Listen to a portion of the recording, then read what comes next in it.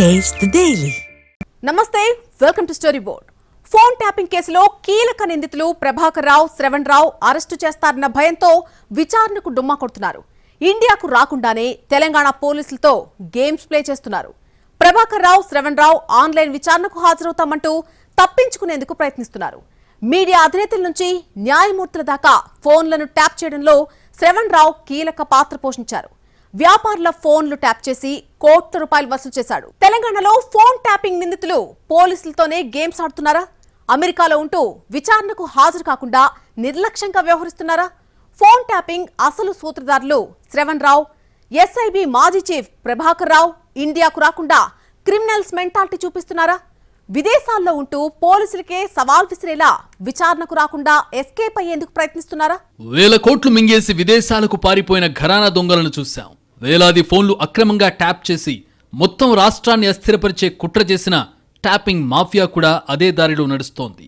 ప్రభుత్వంలోని వ్యక్తులు, పోలీస్ అధికారులు అక్రమంగా ట్యాపింగ్కు పాల్పడడం ఒకెత్తు, ఏకంగా ఒక ప్రైవేట్ వ్యవస్థను పెట్టుకుని విదేశాల నుంచి సాఫ్ట్వేర్ సంపాదించి దేశంలో మీడియా ప్రముఖుల దగ్గర నుంచి న్యాయమూర్తుల వరకు అందరి ఫోన్లు ట్యాప్ చేసినట్టు ఆరోపణలు ఎదుర్కొంటున్న వ్యక్తి కూడా విదేశాలకు పారిపోయాడు. ఇక్కడి వ్యవస్థలను పరిహసిస్తున్నాడు. అతడే శ్రవణ్ రావు. తెలంగాణలో ఫోన్ ట్యాపింగ్ వ్యవహారం దేశవ్యాప్తంగా దుమారం రేపింది. రాష్ట్ర వ్యాప్తంగా సంచలనం సృష్టించిన ఫోన్ ట్యాపింగ్ కేసులో పోలీసుల దర్యాప్తు కొనసాగుతోంది. ఈ కేసులో ప్రధాన నిందితుడు ఎస్ఐబి మాజీ chief Prabhakar Rao, task force మాజీ డీసీపీ రాధాకిషన్ రావును విచారించేందుకు ప్రభుత్వం గ్రీన్ సిగ్నల్ ఇచ్చింది. దర్యాప్తు అధికారుల అభ్యర్థన మేరకు హోంశాఖ ముఖ్య కార్యదర్శి న్యాయశాఖతో సంప్రదింపులతో తర్వాత విచారణకు అనుమతినిచ్చింది. వీరిద్దరూ విశ్రాంత అధికారులైతే మిగతా ముగ్గురు ప్రణీత్ రావు, భుజంగరావు, తిరుపతన్న సర్వీసులో ఉన్నారు. తాను ఇప్పట్లో భారత్కు రాలేనని దర్యాప్తు అధికారులకు ప్రభాకర్ రావు మెయిల్ చేశారు. అవసరమైతే వీడియో, టెలికాన్ఫరెన్స్ ద్వారా విచారణకు హాజరయ్యేందుకు సిద్ధమని తెలిపారు. ఫోన్ ట్యాపింగ్ వ్యవహారంలో 4 పోలీసు అధికారులు అరెస్ట్ అయి ప్రస్తుతం జైల్లో ఉన్నారు. మరో 2 మాత్రం తప్పించుకు తిరుగుతున్నారు. A1గా ఉన్న ఎస్ఐబి మాజీ ఓఎస్డీ ప్రభాకర్ రావు, A6గా ఉన్న ఓ మీడియా సంస్థ అధినేత శ్రవణ్ రావు కేసు విచారణకు హాజరు కాకుండా తప్పించుకుని తిరుగుతున్నారు. ప్రభాకర్ రావు, అరువెల శ్రవణ్ రావు అమెరికాలో ఉంటున్నారు. వీరిద్దరిని ట్యాపింగ్ కేసులో నిందితులుగా చేర్చిన తర్వాత అమెరికాకు పారిపోయారు. విదేశాలకు పారిపోయే వరకు పోలీసులు ఏం చేశారన్న ప్రశ్నలొస్తున్నాయి. రాజకీయ శరణార్థిగా గుర్తించాలని అమెరికా ప్రభుత్వానికి ఎస్ఐబి మాజీ చీఫ్ ప్రభాకర్ రావు పిటిషన్ దాఖలు చేశారు. ఫోన్ ట్యాపింగ్ కేసులో తెలంగాణ సర్కార్ ఇబ్బందులకు గురిచేస్తోందని ప్రస్తావించారు. రాజకీయంగా కాంగ్రెస్ ప్రభుత్వం వేధిస్తోందని ప్రభాకర్ రావు తెలిపారు. తీవ్ర అనారోగ్య సమస్యలతో బాధపడుతున్నారని, ప్రస్తుతానికి ఫ్లోరిడాలో కుమారుడి ఇంట్లో ఉంటున్నట్టు తెలిపారు. మరోవైపు అమెరికాలో తలదాచుకుంటున్న ప్రభాకర్ రావుని ఇండియాకు రప్పించేందుకు తెలంగాణ ప్రభుత్వం ప్రయత్నాలు ముమ్మరం చేసింది. ఇంటర్పోల్ ద్వారా రెడ్ కార్నర్ నోటీసులు జారీ చేసేందుకు పోలీసులు ప్రయత్నాలు ప్రారంభించారు. మరోవైపు A6 నిందితుడు ఓ ఛానల్ ఎండీ యుఎస్లోని షికాగోలో ఉంటున్నట్లుగా సిఐడి అధికారులు గుర్తించారు. ప్రస్తుతానికి షికాగోలో శ్రవణ్ రావు అడ్రస్ను కనుగొన్న పోలీసులు రెడ్ కార్నర్ నోటీసులు ఇచ్చేందుకు రెడీ అవుతున్నారు. తెలంగాణ సిఐడి విభాగం నుంచి సిబిఐకి సమాచారం ఇచ్చి అక్కడి నుంచి ఇంటర్పోల్కు లేఖ రాయాల్సి ఉంటుంది. అప్పుడు వారికి రెడ్ కార్నర్ నోటీస్ జారీ చేసే అవకాశం ఉంది.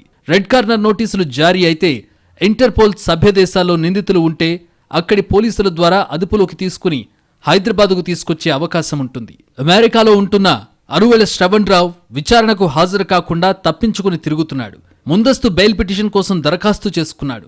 విచారించిన తెలంగాణ న్యాయస్థానం బెయిల్ పిటిషన్పై తీర్పును రిజర్వ్ చేసింది. అరువెల శ్రవణ్ రావు విచారణకు రాకుండా ఇబ్బంది పెడుతున్నాడని, బెయిల్ ఇవ్వొద్దని సిఐడి లాయర్ కోర్టుకు తెలిపారు. అమెరికాలో ఉంటున్న శ్రవణ్ రావు ఇండియాకొస్తే అరెస్టు చేయడం ఖాయం. అందుకే అక్కడి నుంచి ఆన్లైన్లో విచారణకు హాజరవుతానని కోర్టును ఆశ్రయించాడు. విచారణకు హాజరు కాకుండా పోలీసులకే సవాల్ విసిరేలా వ్యవహరిస్తున్నాడు. శ్రవణ్ రావును అరెస్ట్ చేయడంలో పోలీసులు ఎందుకు అలసత్వం ప్రదర్శిస్తున్నారని అనుమానాలు వెంటాడుతున్నాయి. అన్ని ఆధారాలు ఉన్నప్పటికీ ఎందుకు అమెరికా నుంచి ఇండియాకు తీసుకురాలేకపోతున్నారని ప్రశ్నలొస్తున్నాయి. ప్రభాకర్ రావు, అరువెల శ్రవణ్ రావును అరెస్ట్ చేయకపోవడంలో పోలీసుల వైఫల్యం ఉందన్న వాదనలున్నాయి. ప్రపంచంలోనే బెస్ట్ పోలీసింగ్గా పిలుచుకునే తెలంగాణ పోలీసులు ఎందుకు అలసత్వం వహిస్తున్నారనే విమర్శలొస్తున్నాయి. పోలీసులు తలుచుకుంటే అమెరికా అయినా మరో దేశమైనా ఎత్తుకుని రావడం పెద్ద విషయం కానే కాదు. అలాంటిది శ్రవణ్ రావు విషయంలో ఎందుకిలా చేస్తున్నారని ప్రశ్నిస్తున్నారు. ఇండియాకు రాకుండానే తెలంగాణ పోలీసులతో గేమ్స్ ఆడుతున్నాడని తెలంగాణ ప్రజలు చర్చించుకుంటున్నారు. బీఆర్ఎస్ హయాంలో పెగాసస్ సాఫ్ట్వేర్ ఇజ్రాయెల్ నుంచి తీసుకురావడంలో కీలక పాత్ర పోషించాడు. 2 ఫోన్ ట్యాపింగ్ మిషన్లను తీసుకొచ్చి అందులో ఒకదాన్ని ప్రభుత్వ అధికారులకు అప్పగించాడు. రెండో ఎక్విప్మెంట్ను తన ఛానల్ కార్యాలయంలోనే ఏర్పాటు చేసుకున్నాడు. అక్కడి నుంచే ప్రత్యర్థులు, రాజకీయ నేతలు, సెలబ్రిటీలు, వ్యాపారవేత్తల ఫోన్లను ట్యాప్ చేయించాడు. అప్పటి PCC chief Revanth Reddy, Kamareddy BJP అభ్యర్థి వెంకటరమణారెడ్డి ప్రధాన అనుచరుల కదలికలను పరిశీలిస్తూ గ్రూప్లో చర్చించుకునేవారు. కాంగ్రెస్, బీజేపీ అభ్యర్థులకు ఆర్థిక వనరులు అందకుండా చేసే ఉద్దేశంతో ప్రణాళికలు రచించారు. ఇందుకోసం ప్రత్యేకంగా ఒక విభాగాన్ని ఏర్పాటు చేసి తన మనుషులనే పెట్టుకున్నాడు. వాళ్ళు వీళ్ళు అని చూడకుండా ఇష్టారాజ్యంగా అందరికీ ఫోన్లు చేయించాడు. వ్యాపారుల ఫోన్ వాయిస్ను దొంగచాటుగా వినడం, ఆ తరువాత వారిని బెదిరించడం, ఆ తరువాత వారి నుంచి డబ్బు వసూలు చేయడమే టార్గెట్గా పనిచేశాడు. ఎన్నికల సమయంలో అయితే మనోడు అడ్డు అదుపు లేకుండా వ్యవహరించాడు. ఎన్నికల సమయంలో ఎక్కడి నుంచి ఎక్కడికి డబ్బు వెళుతుందో కాల్స్ రికార్డు చేయడం, తర్వాత డబ్బు గుంజుకోవడం అలవాటుగా మార్చుకున్నాడు. సెలబ్రిటీలు, కాంగ్రెస్, బీజేపీ నేతలను టార్గెట్ చేసుకుని 100 కోట్ల రూపాయలు కొల్లగొట్టాడు. ఫోన్ ట్యాపింగ్ కేసులో 4 పోలీసు అధికారులు అరెస్ట్ అయ్యారు. ప్రభాకర్ రావు, అరువెల శ్రవణ్ రావు మాత్రం కుంటి సాకులు చెబుతూ తప్పించుకుంటున్నారు. ఎస్బీఐ మాజీ చీఫ్ ప్రభాకర్ రావు, రాధాకిషన్ రావు చెలరేగిపోతున్నారా? వారికి అరువేల శ్రవణ్ రావు తోడవడంతో ఫోన్ ట్యాపింగ్ దందా 3 పువ్వులు 6 కాయలుగా వర్తిల్లిందా? ప్రభాకర్ రావు, శ్రవణ్ రావును అరెస్ట్ చేస్తే సూత్రధారులు బయటపడతారా? ఫోన్ ట్యాపింగ్ కేసులో స్పెషల్ ఇంటెలిజెన్స్ బ్రాంచ్ కేంద్రంగా కేవలం 15 రోజుల వ్యవధిలో 4500కు పైగా ఫోన్లను ట్యాప్ చేశారు. ఈ కేసులో 4వ నిందితుడు మేకల తిరుపతన్న బెయిల్ పిటిషన్పై జరిగిన వాదనల సందర్భంగా పబ్లిక్ ప్రాసిక్యూటర్ ఈ విషయాన్ని హైకోర్టు దృష్టికి తీసుకెళ్లారు. నవంబర్ 15 నుంచి 30వ తేదీల మధ్యనే అన్ని ఫోన్లను ట్యాప్ చేసినట్టు తేలింది. రేవంత్ రెడ్డి సహా ఇతర నేతలు, వ్యాపారుల ఫోన్ ట్యాపింగ్కు సంబంధించి సుమారు 340 జీబీ సమాచారాన్ని పోలీసులు వెలికితీశారు. ఈ కేసులో ఆరోపణలు ఎదుర్కొంటున్న ఎస్ఐబీ మాజీ చీఫ్ ప్రభాకర్ రావు, శ్రవణ్ రావును విదేశాల నుంచి రప్పించే ప్రయత్నాలు ముమ్మరం చేశారు. వారిద్దరిపై రెడ్ కార్నర్ నోటీసులు జారీ కోసం సిబిఐ ద్వారా ఇంటర్పోల్కు నివేదిక పంపించారు.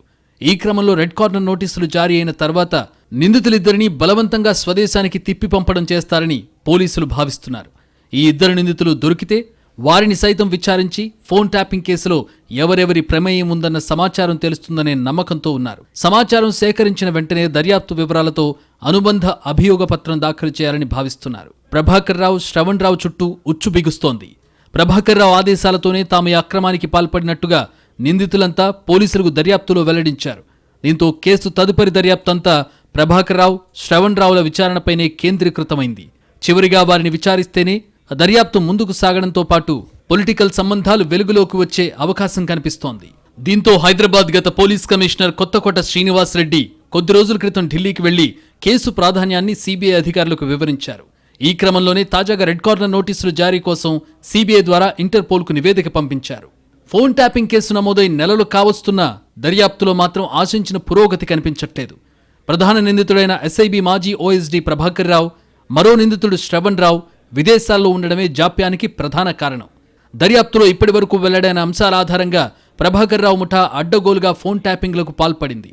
అత్యవసర పరిస్థితుల్లో అనుమతి ఇవ్వొచ్చనే వెసులుబాటును అడ్డుపెట్టుకుని ప్రభాకర్ రావు చెలరేగిపోయారు. హైకోర్టు న్యాయమూర్తితో పాటు ఆయన భార్య, ప్రస్తుత ఇంటెలిజెన్స్ చీఫ్ శివధర్ రెడ్డి వంటి సీనియర్ అధికారి ఫోన్లను సైతం ట్యాపింగ్ చేయడమే ఇందుకు ఉదాహరణ. రాజకీయాలతో సంబంధం లేని వ్యక్తులపైన నిఘా పెట్టారంటే దుర్వినియోగం ఏ స్థాయిలో జరిగిందో అర్థమవుతోంది. ట్యాపింగ్ కేసు తీవ్రంగా ఉన్నప్పటికీ దర్యాప్తు మాత్రం ఊహించిన స్థాయిలో ముందుకు సాగట్లేదు. ప్రభాకర్ రావు స్వదేశానికి తిరిగి వచ్చేదాకా కేసులో పురోగతి ఉండే అవకాశం లేదు. వైద్య చికిత్స కోసం ప్రభాకర్ రావు అమెరికా వెళ్లిన తర్వాత ఆయన భాగవతం బయటపడింది. దాంతో తాను పారిపోలేదని, జూన్ 26 నాటికి తిరిగి వచ్చి దర్యాప్తుకు సహకరిస్తానని న్యాయస్థానంలో ఆయన తరపున మెమో దాఖలు చేయించారు. చెప్పిన గడువులోగా రాకపోగా చికిత్స కోసం మరికొన్ని రోజులు విదేశాల్లోనే ఉండిపోయారు. తాజాగా అమెరికాలో పిటిషన్ దాఖలు చేశారు. ఇలాంటి పరిస్థితిని ముందే ఊహించిన అధికారులు ప్రభాకర్ రావుపై బ్లూ కార్నర్ నోటీసు జారీ చేయించేందుకు ప్రయత్నించారు. అయితే స్థానిక పోలీసులు పంపించిన విజ్ఞప్తి సిబిఐ వద్దనే ఇంకా పెండింగ్లో ఉంది. ఎలా చూసినా ప్రభాకర్ రావు ఇప్పట్లో తిరిగొచ్చే అవకాశాలు కనిపించకపోవడంతో దర్యాప్తు పురోగతిపైన అయోమయం నెలకొంది. ఇక విదేశాల్లో ఉన్న మరో నిందితుడు శ్రవణ్ రావు సైతం ఇప్పట్లో తిరిగొచ్చే పరిస్థితి లేదు. సంచలనం సృష్టిస్తున్న ఫోన్ ట్యాపింగ్ కేసు దర్యాప్తు ఇప్పట్లో వేగం పుంజుకునేలా లేదు.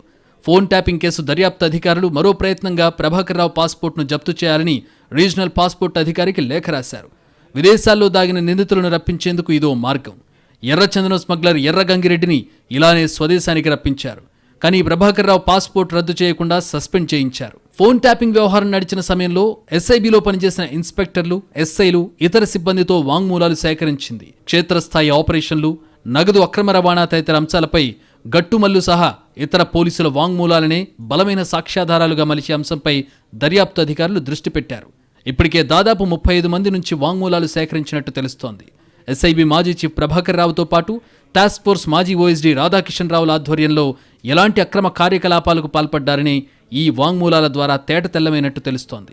గత ప్రభుత్వంలో ఎస్ఐబి చీఫ్గా ప్రభాకర్ రావు, టాస్క్ ఫోర్స్ ఓఎస్డీగా రాధాకిషన్ రావులు ఆడిందే ఆటగా సాగినట్టు అధికారులు గుర్తించారు. అక్రమమని తెలిసిన రాజకీయ నేతల ఫోన్ల ట్యాపింగ్ యథేచ్ఛగా సాగిపోయినట్టు తేలింది. ఆ ఇద్దరు బాసులు కావడంతో వారి ఆదేశాలను క్షేత్రస్థాయి సిబ్బంది తూచా తప్పకుండా పాటించక తప్పలేదని వారి వాంగ్మూలాలను బట్టి తెలుస్తోంది. గతంలో ఎస్ఐబిలో పనిచేసి ప్రస్తుతం సిఐడిలో ఉన్న ఓ ఇన్స్పెక్టర్ వాంగ్మూలాన్ని సైతం దర్యాప్తు బృందం సేకరించింది. ఆయన ఎస్ఐబిలో ఉన్నప్పుడు ప్రభాకర్ రావు, ప్రణీత్ రావుల సూచన మేరకు అనధికారిక నిఘా ఎలా కొనసాగిందో దర్యాప్తు బృందానికి కూలంకషంగా వివరించినట్టు సమాచారం. ప్రభాకర్ రావు, శ్రవణ్ రావును విచారిస్తేనే వాస్తవాలు వెలుగులోకొస్తాయి. రేవంత్ రెడ్డి కదలికలను తెలుసుకునేందుకు మాదాపూర్ సమీపంలో ఫోన్ ట్యాపింగ్ ఎక్విప్మెంట్ ను సెట్ చేశారా? వ్యాపారులను బెదిరించి మరీ కోట్ల రూపాయలు వెనకేసుకున్నారా? ఫోన్ ట్యాపింగ్ సమాచారం దొరకకుండా ధ్వంసం చేసిందెవరు? ఫోన్ ట్యాపింగ్ కేసులో ప్రభాకర్ రావు, శ్రవణ్ రావులను విచారించాల్సిన అవసరాన్ని సిబిఐకి వివరించారు తెలంగాణ పోలీసులు. ఈ కేసులో ఇప్పటివరకు మొత్తం 6గురిని నిందితులుగా చేర్చి 2 మినహా మిగిలిన 4గురిని అరెస్ట్ చేసి జైలుకు పంపింది. ఈ కేసులో ప్రధాన నిందితుడు ప్రభాకర్ రావు, అరువెల శ్రవణ్ రావును విచారిస్తే ఫోన్ ట్యాపింగ్ చేయమని ఆదేశించిందెవరు? ఇజ్రాయెల్ నుంచి ఎక్విప్మెంట్ తెచ్చేందుకు సహకరించిందెవరు? నిధులు సమకూర్చిన వ్యక్తులెవరు? ఫోన్ ట్యాపింగ్ వ్యవహారాలను ఎవరెవరికి లీక్ చేశారు? ఎవరెవరిని బెదిరించి ఎంత వసూలు చేశారో తెలియాలంటే ప్రభాకర్ రావు, శ్రవణ్ రావును విచారించాల్సిందేనని పోలీసులు చెబుతున్నారు. మీడియా సంస్థల అధినేతలు, రాజకీయ నేతలు, జడ్జిల ఫోన్లు ట్యాప్ చేయడంపై తెలంగాణ సర్కార్ సీరియస్గా ఉంది. ఇప్పటికే అరెస్ట్ అయిన 4గురు ప్రభాకర్ రావు ఆదేశాలతో పాటు శ్రవణ్ రావు సూచనతో తాము ఫోన్ ట్యాపింగ్ కార్యకలాపాల్లో పాల్గొన్నట్టు దర్యాప్తు అధికారులకు వాంగ్మూలమిచ్చారు. ఈ నేపథ్యంలో ప్రభాకర్ రావు, శ్రవణ్ రావును విచారిస్తేనే కేసు దర్యాప్తు ముందుకు సాగే అవకాశాలున్నాయంటూ హైదరాబాద్ పోలీసులు న్యాయస్థానానికి విన్నవించారు. ప్రభాకర్ రావు, అరువెల శ్రవణ్ రావు అమెరికా నుంచి ఇండియాకు వచ్చేందుకు ససేమిరా అంటున్నారు. ఇండియాకొస్తే కటకటాల్లోకి వెళ్లక తప్పదన్న భయం వారిద్దరినీ వెంటాడుతోంది. బీఆర్ఎస్ హయాంలో కాంగ్రెస్ నేతల ఫోన్లనే ప్రధానంగా ట్యాప్ చేసింది. ముఖ్యంగా ప్రస్తుత ముఖ్యమంత్రి రేవంత్ రెడ్డి ఫోన్లు, ఆయన ఇంటి పరిసరాల్లో 200 మీటర్లలో ఏం జరిగినా తెలుసుకునేలా మాదాపూర్లో ఫోన్ ట్యాపింగ్ ఎక్విప్మెంట్ పెట్టించారు అరువెల శ్రవణ్ రావు. ఫోన్ ట్యాపింగ్ బాధితులు బయటకొచ్చి వాస్తవాలను కక్కేశారు. తమ ఫోన్లను ట్యాప్ చేసి బెదిరించి డబ్బులు వసూలు చేశారంటూ వ్యాపారులు పోలీసులకు ఫిర్యాదు చేశారు. రియల్ ఎస్టేట్ వ్యాపారి సంధ్యా శ్రీధర్ రావు బంజారాహిల్స్ పోలీస్ స్టేషన్లో రాధాకిషన్ రావుపై ఫిర్యాదు చేశారు. తన ఇంటికొచ్చి రాధాకిషన్ రావు కోట్లు తీసుకెళ్లారని ఫిర్యాదులో వెల్లడించారు. దాంతో సంధ్యా శ్రీధర్ రావును విచారణకు పిలిచి వాంగ్మూలాన్ని రికార్డు చేశారు. మరోవైపు ఎస్ఐబికి నేతృత్వం వహించిన ప్రభాకర్ రావు ప్రభుత్వం మారిన వెంటనే రాజీనామా చేశారు.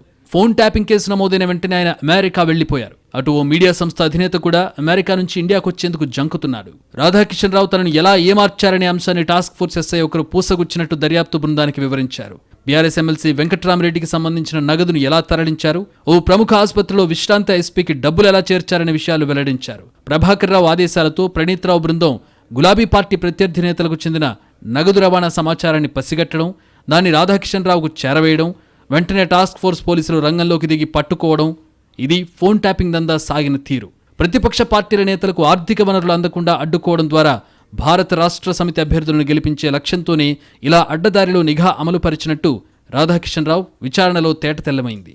2018 ఎన్నికల సమయంలో రామ్ గోపాల్పేట ఠాణా పరిధిలో 70 లక్షలు, దుబ్బాక ఉప ఎన్నిక సమయంలో బేగంపేటలో ₹1, మునుగోడు ఉప ఎన్నిక సమయంలో గాంధీనగర్లో 3.5 కోట్లు, అసెంబ్లీ ఎన్నికల వేళ గతేడాది అక్టోబర్లో బంజారాహిల్స్లో 3.35 కోట్లు, గాంధీనగర్ పోలీస్ స్టేషన్ పరిధిలో ₹22 లక్షల, నగరంలోని మరో చోట 15 లక్షలు, నారాయణగూడ ఠాణా పరిధిలో మరో 49 లక్షలు, భవానీనగర్లో ₹1, ఇలా 8 ఉదంతాల్లో ప్రత్యర్థి పార్టీలకు చెందిన 10.41 కోట్ల నగదు రవాణాను అడ్డుకోగలిగినట్టు రాధాకిషన్ రావు తన వాంగ్మూలంలో వెల్లడించారని విశ్వసనీయ సమాచారం. మరోవైపు ఫోన్ ట్యాపింగ్ వ్యవహారంలో కీలక పాత్ర పోషించిన ప్రణీత్ రావు ఇజ్రాయెల్ వెళ్లినట్టు పోలీసుల దర్యాప్తులో వెల్లడైంది. గూఢచార సాఫ్ట్వేర్ను అభివృద్ధి చేయడంలో ఇజ్రాయెల్ ప్రపంచంలోనే అగ్రస్థానంలో ఉంది. ప్రపంచవ్యాప్తంగా అన్ని దేశాల పోలీసు భద్రతా బలగాలకు ఈ సాఫ్ట్వేర్ను ఆ దేశం అమ్ముతుంది. తెలంగాణకు చెందిన పోలీసులు గతంలోనూ అనేక మార్లు ఇజ్రాయెల్కి వెళ్లారు. సాధారణంగా ఇలాంటి పర్యటనలకు ఎస్పీ, టెక్నికల్, ఆ పై స్థాయి అధికారులు వెళ్తుంటారు. కానీ అప్పటి డీఎస్పీ ప్రణీత్ రావును అక్కడికి పంపారంటే అతనికిచ్చిన ప్రాధాన్యం ఏ స్థాయిలో ఉందో అర్థం చేసుకోవచ్చు. మరోవైపు ఫోన్ ట్యాపింగ్లో ఆధారాలు దొరకకుండా చేసేందుకు ప్రణీత్ రావు ఎస్ఐబి అనేక హార్డ్ డిస్కులు, ఇతర ఎలక్ట్రానిక్ ఉపకరణాలను ధ్వంసం చేశాడు. వీటిలో గత కొన్ని సంవత్సరాలుగా ఎస్ఐబి సేకరించిన వామపక్ష తీవ్రవాద సమాచారం కూడా ఉంది. మావోయిస్టుల వ్యూహాలు ఎదుర్కోవాలంటే ఈ సమాచారం చాలా కీలకమని అధికారులు చెప్పారు.